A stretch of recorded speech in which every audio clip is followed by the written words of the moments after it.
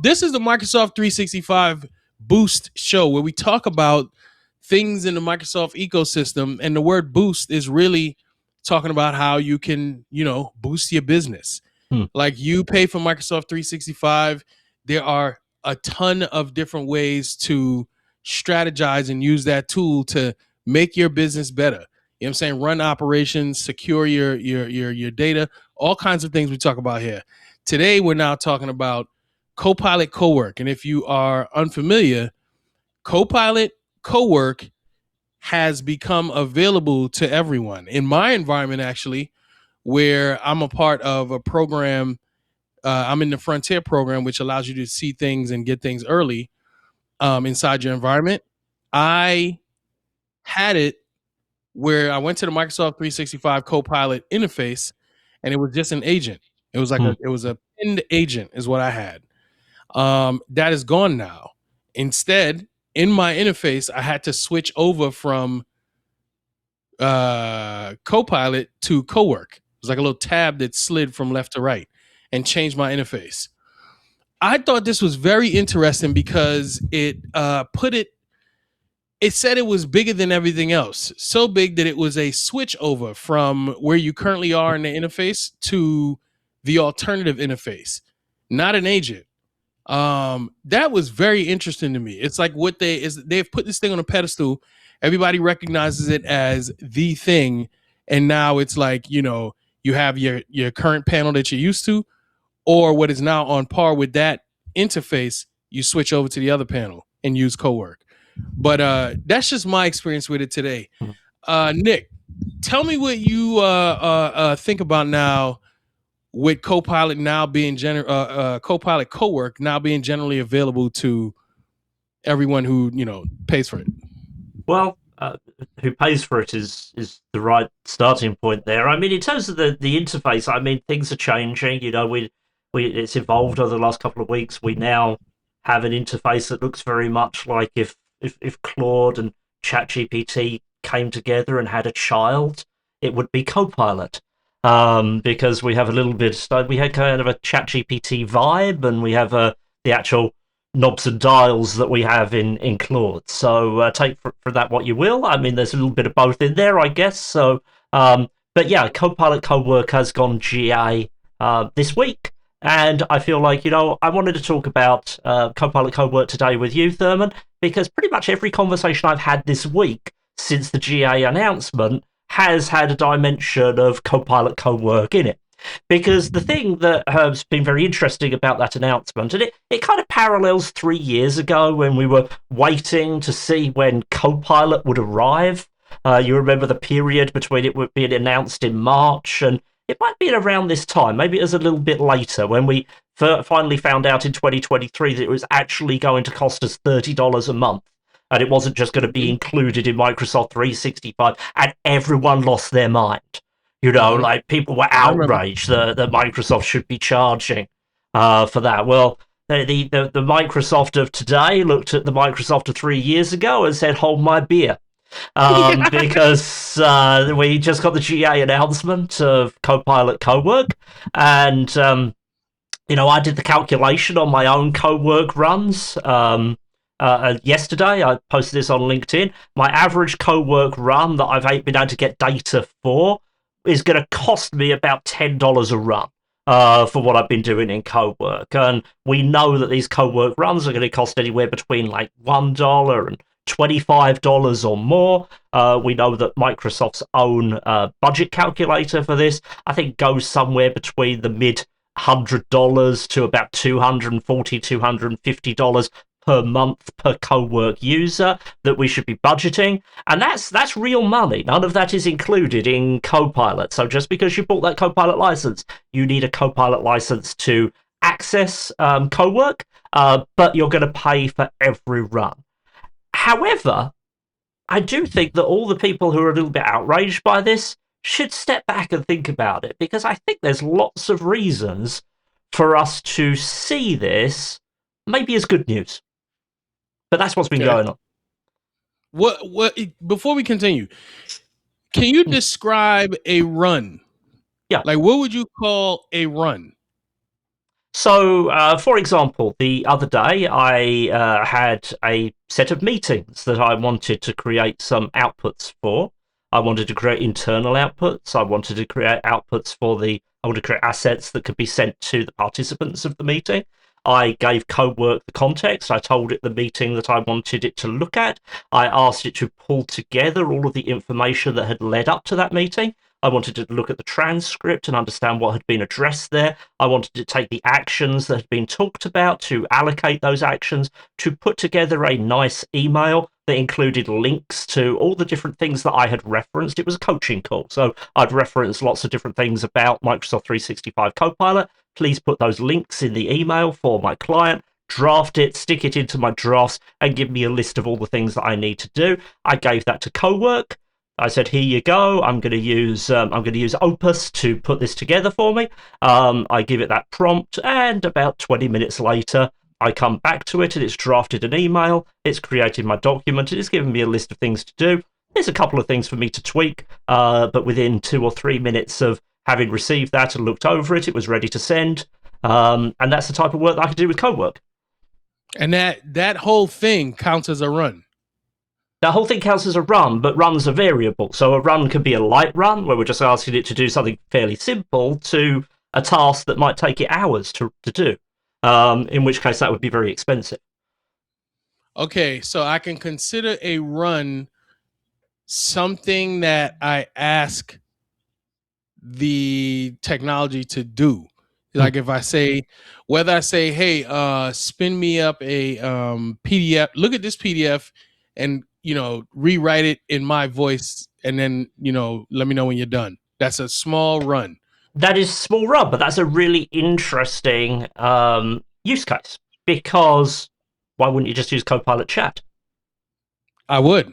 This is the conversation to get into with this. Is there's lots of things that we can do with Cowork, and there's lots of things we can do with Copilot Chat, and as well as Copilot in the apps, right? So we've got lots of capabilities in all of these places. And Cowork has, in my opinion, and I think lots of people's opinion, definitely raised the ceiling in terms of capability, right? We've got Copilot here, we've got Cowork here. That's what people have been finding. So that's great. We know that, and we know that there is value that sits between here and here that people have found useful. What we haven't been talking about while this has been in Frontier is where the flaw sits, right? Like, where should you open Cowork versus using Copilot Chat? So, I could conceptually ask Cowork, how many R's are there in the word strawberry? It's using a modern model, so it would probably get it right, but that would cost me money. Whereas if I went over to Copilot and asked it the same question, that would be included in my $30 a month fee that I'm paying for Copilot already. So There's a flaw that sits within what we should be asking Cowork, which is somewhere around the ceiling. This is kind of like an apartment building, and we're going upstairs to the penthouse when we're using Cowork. But most of the time, maybe we're asked to stay downstairs and we're on one of the lower levels, right? So we're using Copilot, or we're using Copilot in Word or Outlook, or we're using edit mode in some of these different capabilities that we've got. And right now, all of that stuff sits within that $30 a month fee, and it's only Cowork that's being billed. So yeah, you could do that. You could do it. It would be a small task. It's probably something you could do with Copilot Chat, and if you didn't want to pay, you should probably do it there. That is currently how I operate. There is exclusive usage of Cowork in my situation. So it feels right. Like that example that you just gave, that analogy, yes, I only go up the floors to go use the fancy stuff when necessary. Because right down here, not only do I have stuff that I'm already paying for, but it's pretty solid right now in what it could do. It's actually pretty good. So I'm good there. But as you started to explain that, what I started to think about is, you remember how we had cable, and then streaming came along, and everybody was like, hey, bail on cable, because if you go streaming, it's cheaper. Look at this, $7.99 a month. Look at all these shows you get. So it's kind of like the okie doke, because after a while, you now end up paying, well, at least me and people I know, pay for multiple streaming services, and you feel like you're back to cable, where total up your streaming, and it's kind of like the same concept. You pay a monthly fee, your total of your streaming, you're back to commercials on a lot of these, and 90% of the stuff isn't, you're not even going to watch, you're not using, across various streaming channel apps. So it feels like that, because now here's the new okey doke. Get rid of your employees. Get rid of your employees. Agents of the future. Agents of the future. What if you end up down the line now with agents, but you just have a ton of agents, but you're paying them like you're paying employees? So maybe it's not, I don't know, the amount that you would have paid an employee, or it would have been less or more. I don't know. But I know Microsoft, a $1 trillion company and a big player in this industry, is setting a standard with their behavior. And they're saying, hey, it is okay to have this be charged in this way. You could easily be a large organization, not properly, educating your folks, and not properly executing on with your apps and your new agents and your new environment, and just running up the bill and not even thinking about it. But hey, I got rid of these employees, but look at me with all these agents. I don't know. I don't know if we can get there, but I started to feel that way as you described that, because I'm like, let's say that you got rid of an admin and you were like, yeah, I want to use this because I could give it that task that you just explained. That is something you could have given to an admin in the past, but you're now able to just give that to Cowork and walk away. And it's even more efficient, because in 20 minutes, it got you better than what an admin probably could have done, taking a little bit longer. So cool. Does that now mean in the near future, or maybe distant future, that we're going to look like that? We're going to look back and be like, yeah, I got less employees, but I'm running up the bill with these agents. You know what I'm saying? Like, I don't know, but that's what I thought about when you said that. Yeah, I don't. I think it's an interesting point, and I think the first thing is it better than what a human would have created for me? No, it's not. The things that I had to go in and correct or add were things that a human probably would have caught. Right now, this is night and day better than the Copilot that arrived in 2023 or the ChatGPT that arrived in 2022. Like, it can do some wild things in comparison to those products, and it continues to evolve. But there is still a gap, despite the fact that Sam Altman wants to stand there and say this is like a team of PhDs, or I think it was Dario Amodei that was carrying on about this being like a nation of Nobel Prize winners or something like that. He may not have said exactly that. Like that. That is so frustrating to me. Well, I mean, because why are people talking like that? Because these are people that are very smart in a very narrow domain. They don't really understand the impact that their words have on everyone that isn't thinking the same as them, I think. It's annoying. It is, but clearly that isn't what we've got, because someone who's working as a admin assistant who got a 2-year college degree can still run circles around the objective quality of what the AI can do on things that we do every single day. And that's not to say it's bad. It's not bad at all. I think it's really helpful and it's valuable and it adds value, but we just need to be really honest about the value that it brings, in that if you have to intervene and correct a couple of lines in an email that you wouldn't have had to correct from a human, then that is a significant finding. No matter how much time it's saved you, that is a significant finding, and we should not close our eyes to that. But this argument about, well, we're going to replace people with AI, the only way that we get away from the discussion about how much white-collar labour is going to disappear because of AI is to understand what the cost of running things through AI is going to be. Like, when it costs an extremely insignificant amount of money to get an AI subscription, and then you can use it all you want. As a company owner or a CEO or someone in the C-suite or an executive, whether or not you look at that and think about an office full of empty desks and more money in your pocket comes down ultimately to what type of person you are, I think. It comes down to how you see the I world. agree. It comes down to how you I perceive agree. the value of humans around you and the importance of humans in transacting business, you know? And there are lots of people that have been Yes, like, yeah, this is where we should go and this is where we shouldn't go. And that's not to say that one position is necessarily right and one is wrong, or one is bad and one is good. They are just different. correct. They're different ways of seeing the world of business, right?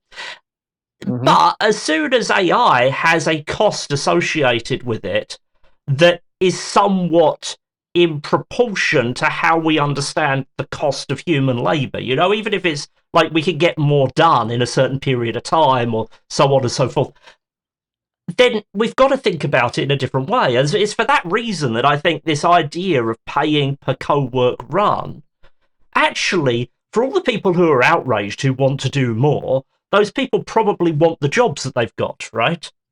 And so Yeah, having a tool that can make them better or quicker or so on and so forth, but also has cost associated with it, is probably a far better position for most of them than having a tool that can do all those things but essentially costs zero. Because it's a different conversation. yeah, yeah. You're right. Especially as a business owner, specifically, they're the ones looking at the numbers. You know what I mean? If I am sitting inside of an organization and there's a company car and the break room is always filled with free food and snacks and there's a gym and all this other stuff, I don't care. You know what I'm saying? Like, as a regular employee, I don't care what that costs. I'm not looking at the numbers to see what it looks like. Do I like to go to the gym? Yes. So I will use this gym that y'all have put on site. I don't like to go to the gym, so I could care less about this gym that y'all have put on site.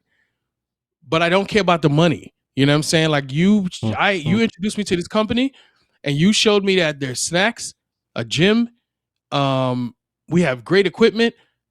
Money is not my thing. Leave that to finance. Literally the same thing here. So if you give me co-work at work and it's this good, I don't care about the cost. I'm just using it. You care Mm-hmm. about the cost because you are looking at the bottom line. So now if you're looking at it and you say to yourself, yeah, this costs too much, you now have to really do some type of weighing. Like, how do you measure, man, but if I cut this thing, then what, my operations department, their productivity is going to decline. Like, how do you know? I don't know. You know what I'm saying? That's actually Well, a little conundrum to be in. I think you're hitting on something, but I think it's important to say that every single business I work with has some kind of resource that they utilize to deliver their business that costs them money. Like, even if Mm-hmm. it just comes down to having printers and photocopiers and things like that, like, there is Mm-hmm. something that they have within what they do that has a variable cost that can go up and down based on the choices their employees make about how they run the business, right? And so Yeah, your this printer's a good idea example. that we have technology that's a variable cost, like, this is to do with judgment, isn't it? And we in the same way that I've seen organisations that have moved over to this is some while ago, but you would have a black and white printer, and then you would upgrade to a colour laser, right? And it was a lot more expensive to print in colour than it was to print in black and white, if I recall correctly. And so there would be these campaigns around really deciding, like, the default is black and white, and you must. I know it's easier just to set it to color all the time, but you must for the for the sake of the toner, you must make sure that you only print in color when you truly need to. And these are Yeah. problems that businesses have faced and understood, and this is going to be another one that businesses will face and need to understand. And it comes down to, you're saying as an employee you don't care, but I think we do hire people on the basis of they do care, like we hire people that are going to some extent, follow the policies or the way of doing things that we put in place that are there to make the business successful, right? And if that means that you take a fair amount from the free snacks that are in the break room, you're allowed to eat them during the day, but you're not supposed to stuff your bag with them before you go home, things like that. Like you use things in a moderated way. And that's exactly what we hire to. That's the expectation that we set. That's, part of, I've seen disciplinary procedures around these kinds of things in some businesses, where people have been a little bit outside of the rules. So exactly the same is probably going to be true with Cowork. Of we open it up, we set a budget. This is how much we want to spend on it, and Microsoft has given us the capability to do that. But beyond that, it's about educating our users and getting our users to think about AI tokens in the same way they used to think about, are they going to print in color or are they going to print in black and white?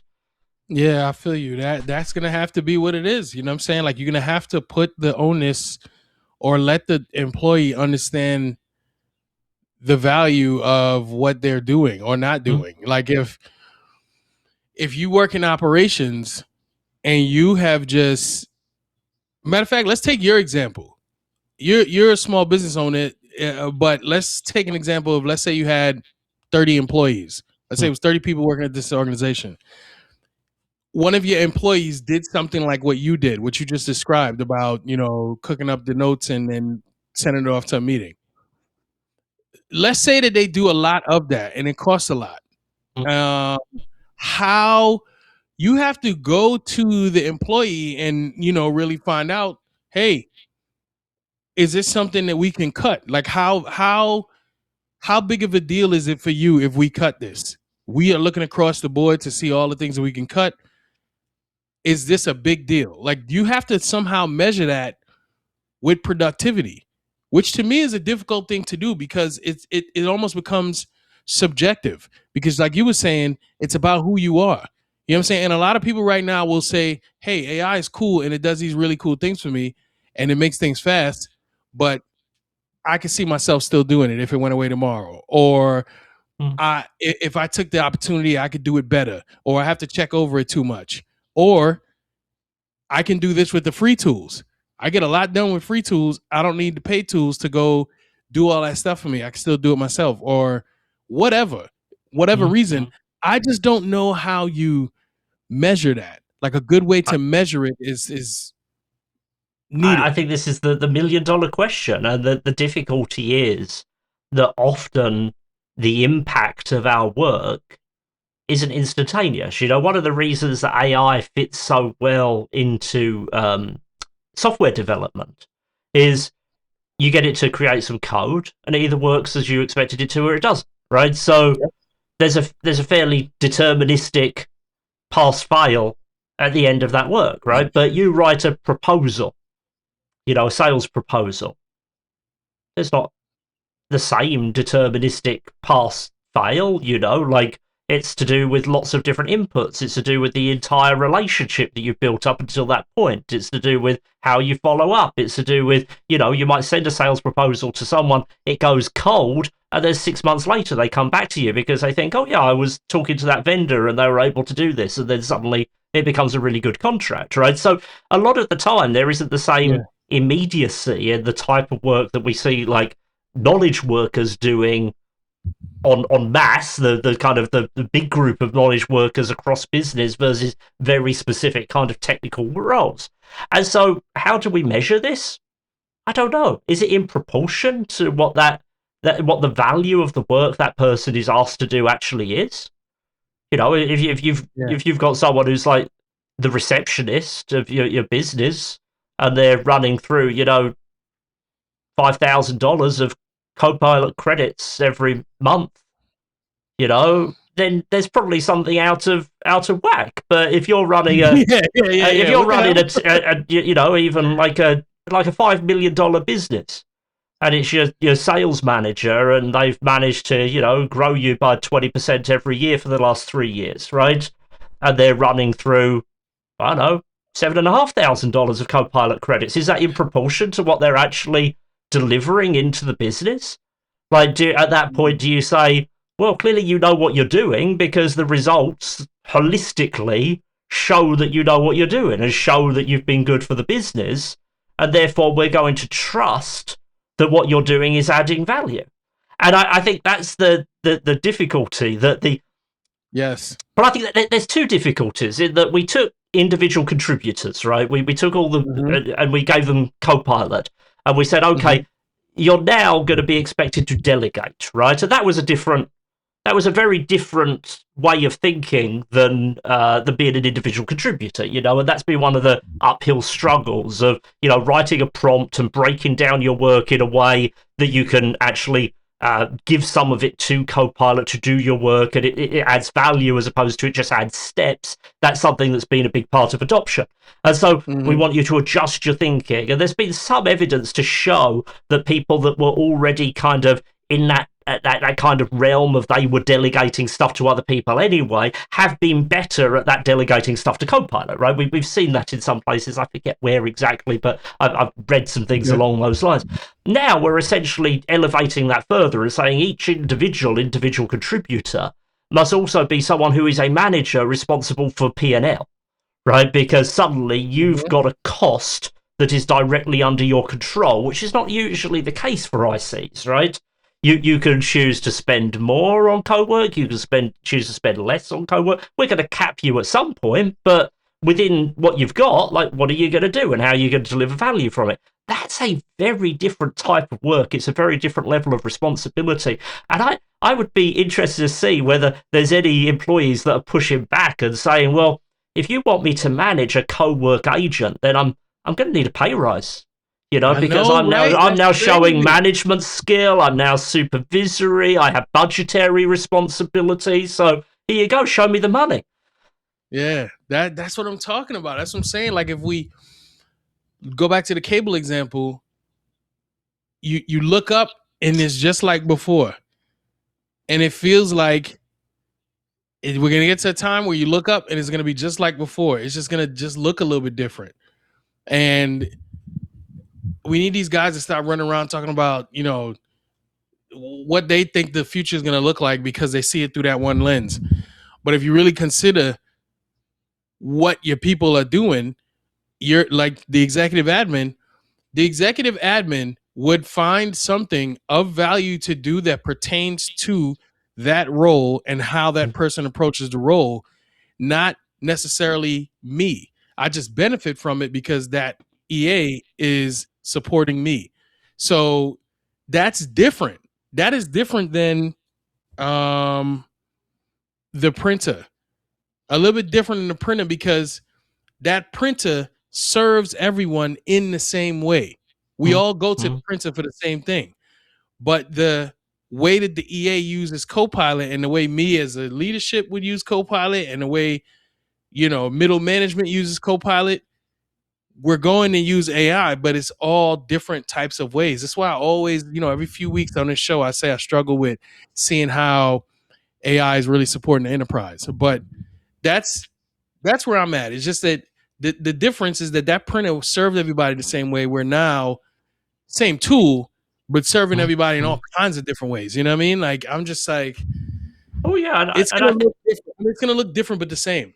And you can flip this around because, like, I think there's always this assumption when we're talking about this that, you know, we're talking about the idea of, like, there's productive output from the people that are involved in a business, right? But not every business is run effectively. You know, there are lots of businesses out there that, you know, are run very ineffectively. And that ineffectiveness comes from, you know, maybe the person who is expected to delegate work isn't very good at it. Maybe the person who is supposed to find useful things to do, and, you know, they're paid a salary to do things that help the business forward. Maybe they're just sitting there listening to an audiobook. You know, like there's things like that go on, and, you know, by the same standard, if you put reliance on your AI, the AI can get stuff wrong. Well, so can the human get stuff wrong. Should we put reliance on an AI? Is it better if the AI makes your company fail than if a human does it? You know, there's all these questions that are, like, swirling around. You know, like, is Microsoft going to be responsible for some bankruptcies because Scout doesn't do what it's supposed to do? Like, there's there's questions here, and I just don't think Mhm. we know the answer to them. And I will say, go ahead, go ahead. no, you carry on. I could go on about this all day. Okay, I was gonna say that tried and true methods still hold up. Nothing is necessarily dead. So to your point that a lot of businesses are run inefficiently today, you can make your business run more efficiently by tackling things that have been here long before we are where we are right now. You gave some really good examples. You do those things. If you're looking for growth, if you're looking for efficiencies, if you're looking for better use of the technology, tackle those things today. Doing things manually is still very effective than you have to necessarily automate something. You don't have to do that. If you You know what you you're can. doing. I mean, You this is the can and key you thing. should. If you know what you're doing, and the really Mhm. easy rabbit hole to go down with AI is that you don't know what you're doing. And so, what the things that you don't know what you're doing, the things that are your weakest points, you then put your trust in the AI because it sounds like it knows what it's doing. It sounds more Right. authoritative on that issue than you Yes. ever could. And this is one of the big problems, right? Of like, if I look at something that I am an expert on, I know where the gaps are very quickly. If I look at something that I know very little about, then it's harder for me to find those gaps. It takes more work. The difference between the things I know a lot about and the things I'm an expert on is I've put the work in on the things that I'm an expert on. I've done those projects. I've created those documents. I've written those scripts, all these different things that we've done. Now, if I'm going to hand off a lot of that to AI and I'm not going to be so involved in it, then that gap between knowing very little and being an expert becomes bigger essentially because every time I'm going to have to go back and start from scratch. One Mm. of the reasons that we're looking at cost when it comes to these tools is because they aren't experts. They're building up, like there are things that you know about your business, right? Where if I was to ask you a question, you could just answer it. You don't have to go searching across all of your files. If you do need to search, then you can open that one file and you know exactly where it is. But you already have that Mhm. context in your head. You ask Cowork to do something, it has to build that context every time. So something that is very complicated for Cowork, you know, is maybe not so complicated for you. And you're going to be paying in tokens for something that can come very quickly to you. It's almost like there's been like some movies, there's been some stories in the press about people who get caught up in criminal activities and they've maybe not finished high school or something like that, and then they go to jail for a while and they manage to get their high school diploma, and then they manage to study a college degree, and then they go to the library and they research law, and then they find their way out of jail or something like that because they've become a lawyer, right, through being in jail. And these stories, and you're like, well, that really does show how exceptional people can be, even under the most difficult of circumstances, right? But Mm. these AIs are kind of like that kid that's got caught up in something that they don't want to be caught up in. Every time you ask them to do a task, right, they're starting from scratch. And if you're asking them for a task that requires your upper level of expertise and context, then they have to build all of that from scratch every time. And you're going to be paying for all of those tokens. And maybe that's useful for you sometimes. But maybe the process of building that expertise yourself, like expending your own tokens or your own energy or your own time on it, is actually more Mhm. valuable in the long run. And I don't think there's necessarily going to be a right and wrong answer to this for everyone or for every situation. But we need to think about it in that way because, we need to be the judge of is this the right output? And the only way we can be the judge is to know what we're doing. And the only way that we know what we're doing is to put the effort into actually getting there. Yes. And that Yes. is the real contradiction of the age of AI. Oh man, Nick. Like you, I could go on about this, you know what I'm saying? But we do have to come to a close at some point. And this is that point. But before we get out of here, why don't you tell everybody where they can find you and what you got going on right now? So I have something this week, Thurman. So What you because got? everyone's been asking me about Cowork, I'm going to be running so this is going to come out Friday. We're recording on Thursday. It's going to come out Friday. I'm going to be running a webinar, a free webinar next Wednesday, which is going to talk all about this issue of co-work billing. What does co-work Nice. deliver to you? How are you going to pay for it? What is it going to cost? And how should it impact your adoption of Copilot? How should it fit into that? And, I've had quite a few registrations so far. I'll drop a link down in the information so that people Hell can yeah. register for it. I'm not quite sure exactly what the delivery is going to be yet, whether it's going to be live or pre-recorded, and how that's going to work. When you register, you get the option to ask a question. So I'm still working on the exact mechanism for it, but there will be at 10 a.m. Eastern Time next Wednesday something released that you will get access to if you register that will give you these answers. How about good, useful stuff. That's excellent. So right now, I have a boot camp going on. 6 weeks boot camp. I just created it. It's to help you lay a good foundation about SharePoint, but it's not general. Like you'll leave there knowing how to build your own SharePoint business applications. It's 6 weeks. We meet once a week. It's going on right now, so you can't get in right now. But if you want to get on a waiting list and be notified of when the next one is coming out, just let me know. I am doing this straight up manually. There's no landing page. There's no nothing. You know what I'm saying? No registration page, none of that. So just email me if you are interested or leave a comment under this video, whatever, and I'll get to you. I think it's valuable if you are at an organization, you know what SharePoint is, you know about it, but you don't know how to strategically approach it so that you can use it for the organization. You can get a ton done with SharePoint before going to your next third-party tool or graduating into one of the other 365 tools. SharePoint is beautiful. That's all I got to say. Listen, we will see you back here in another 2 weeks. Thank you so much for hanging out with us. And hopefully you found some value in this. Nick, I will see you in 2 weeks. Have a good one. All right. See you, Therman.